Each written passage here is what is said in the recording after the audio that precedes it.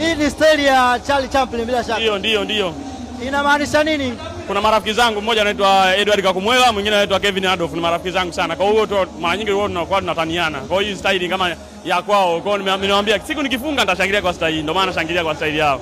Anabwile, umekuwa na performance nzuri sana, kiwango kikubwa kwa kweli. Unazungumzia vipi hii achievement ambayo umeipata? Ujue mpira ni mchezo wa wazi. Kwa hiyo watu wakikuamini inabidi upambane, uonyeshe kile ambacho unacho. Naamini kila kitu kitakuwa sawa tu. Haukuwa ukipata nafasi hapo awali na unaipata sasa hivi unaonesha. Ndio. Tununu. Kwa hiyo ujue mwalimu akaniamini. Kwa hiyo na mimi inabidi nirudishe imani kwake. Ndio maana napambana, nihakikisha naitimiza yale majukumu ambayo amenipa. Basi ndio maana kila kitu kinaenda sawa. Bila shaka wananchi kuna ujumbe huo wanakutumia, wanazungumza na wewe. Niambie, share na mimi kile ambacho wananchi wanazungumza na wewe.